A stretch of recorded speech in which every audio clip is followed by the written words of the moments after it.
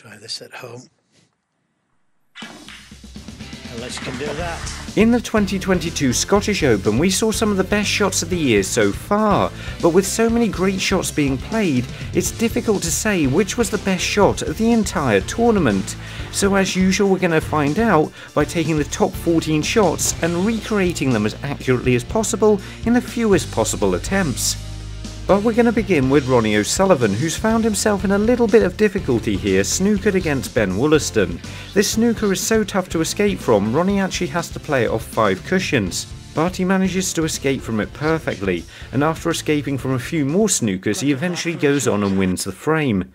I've always got a little bit of an advantage with snooker escapes, as I can see exactly what the player did. That said, I was still happy to get it after just one attempt.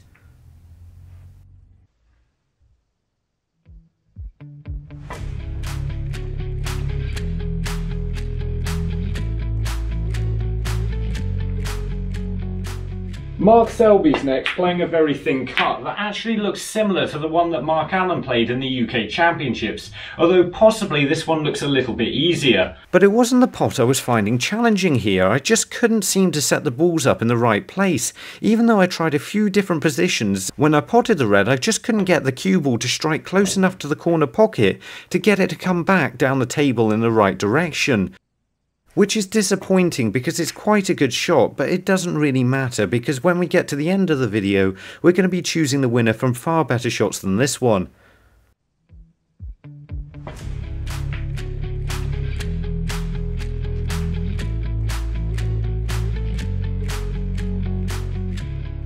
Tournament winner Gary Wilson plays a great shot to remove the green from the cushion in his attempt to make a 100 break.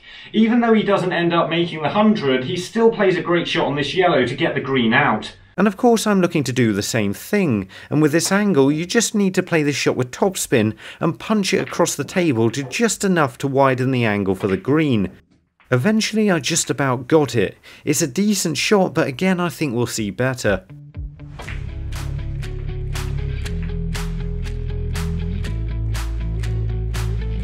Even though this video doesn't contain any shots from Mark Williams, Thepchaiya Un-Nooh tries to make up for it by playing 2 at once. He starts off with the rest shot over the blue, and then continues it by playing an underarm shot on the green. I'm going to attempt to play both of these shots, but I really don't fancy getting this one left-handed, but it's the yellow we're starting with. To play this type of shot, you need to put your hand underneath the rest in exactly the right place and push down on the back of it with your elbow. That actually keeps it fairly solid and secure. But bridging over the blue, the yellow's still a difficult shot in itself. I very nearly got it on my second attempt. I just put a little bit too much right hand side on the cue ball and cannoned the green. And it was the side spin that was making it awkward to judge from this difficult position. Eventually I got it, it went a bit too far but was still on the green. The question is, could I play the underarm shot left-handed? That's a definite no.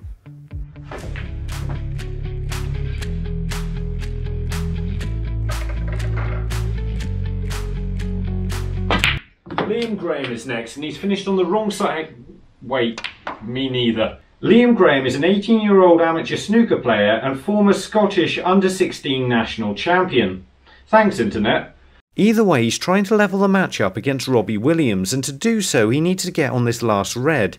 After he plays the cue ball around 3 cushions off the black, he just about manages to finish in position. He then pots the red and the next black, but unfortunately goes in off in the middle pocket, losing the frame and eventually the match.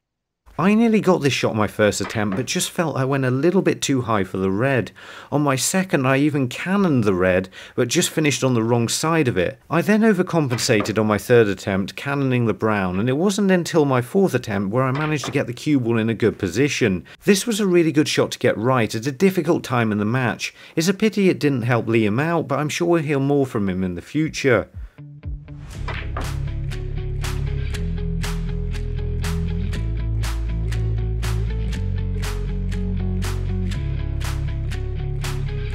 Ronnie O'Sullivan's using a lot of topspin to hold for the black here, and not only does he get perfectly in position on this really difficult challenging shot, but he actually goes on to make one of the fastest 100 breaks anybody's ever seen.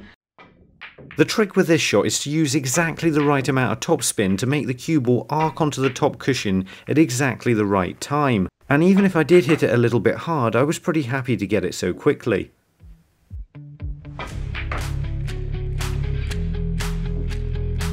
Next, Judd Trump's seen a play to the pack, but he's in such a difficult position on the bolt cushion here, it's not exactly easy to get to, and he manages to pot it by using the side cushion. With the plant being on like this, it's mostly just a relatively accurate snooker escape.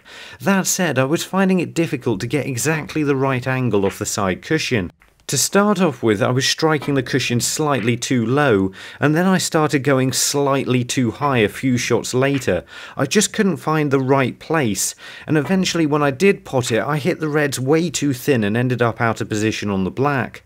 This one was actually a lot harder than I was expecting, so could be a contender for the win later on.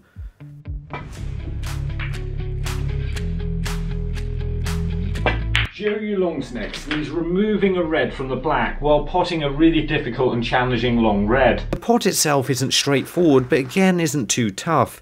It's the cannon that's a challenging element of this shot. You need to stun the cue ball across the table perfectly to get a good cannon. There's a few ways you can hit the red and black, like I did on my second attempt, where you just won't end up in position. The main problem I was having with this one is I just kept putting a tracer right hand side on the cue ball, and that meant the cue ball kept jumping a little bit too wide and meant I was cannoning the black rather than both balls at the same time. This one's about as hard as anything I try in this entire video, and I was happy to just about get it in the end.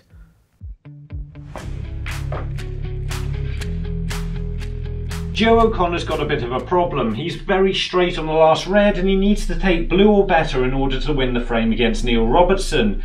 Not only does he manage to pot the red here and screw the cue ball out for the blue, but he also manages to clear up and eventually win the match. The amount of backspin, sidespin and the sheer pace you need to play the shot at make it incredibly difficult to pot the red down the cushion.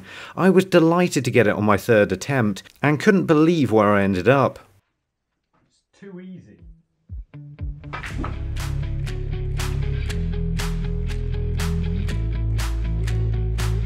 Ben Wollaston's got Ronnie O'Sullivan snookered once again here, but not only does he manage to swerve around the small gap between the brown and black, he even manages to pot the red and finish in perfect position on the pink. This shot needs a small amount of side spin to swerve around the brown and get through the gap. I was really pleased to pot this on my first attempt and even cannon the pink into pretty much perfect position.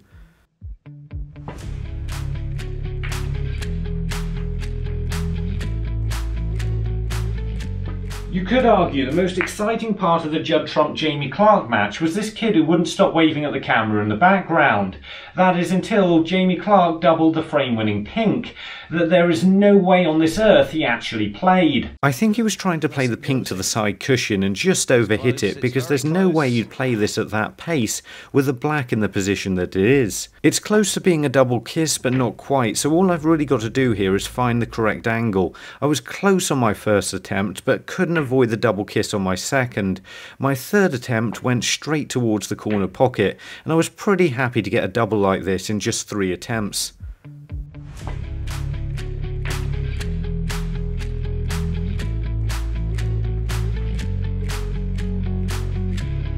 Mark Selby, on the other hand, definitely did play the double on this black as the frame was already over, and it's a nice shot, so let's have a go at it. Again, all you have to do with this one is get the angle right, and it's closer to the object ball than the previous shot, so I should be able to hit the black exactly where I want to. I've just got to get the right place to get the double. I was pretty close on my first 2 attempts and eventually got it on my third, and you can probably now see why we included the previous shot, as we can ask which is this week's cheekiest double. Cue the music. To be fair, Mark Selby had a good go at it this week, but he's still some way off the king of cheeky doubles and this week's winner, Jamie Clarke.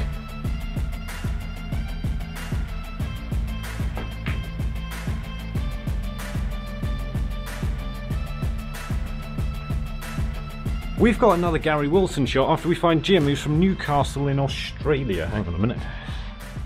Which is there. This Gary Wilson shot may just be a really good pot, but it is a really good pot, with a tough length of the table shot that's close to the side cushion. I was actually a little bit disappointed with my first few attempts as I couldn't get anywhere near this one. I kept hitting the red far too far on the right hand side. It took me a few attempts to get anywhere near the pocket, but on my fourth attempt it went right in the middle, and I more or less recreated the shot perfectly.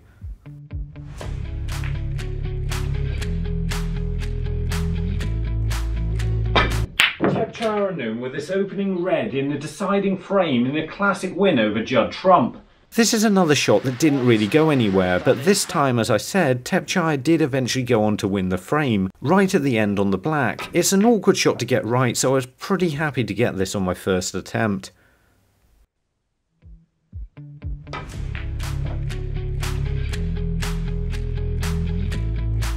Really difficult to decide the winners this week, but I'm giving third place to Thepchaiya Un-Nooh. I know this is just an exhibition shot, but it was such a difficult shot and it's so well executed. Second place goes to Joe O'Connor, as this is such a crucial shot in winning the match against Neil Robertson. But first place goes to Judd Trump, as it was just such a ridiculous shot to attempt, and it was nowhere near as straightforward as I thought it would be. I wanted to include shots from Ronnie and Zhou Yuelong in the top 3, but eventually you have to pick a winner. Either way, if you want to see more of me recreating shots, have a look at these 2 videos. And remember, don't just watch, play, and make the commitment to becoming a better player by subscribing to the channel and visit the website. See you later.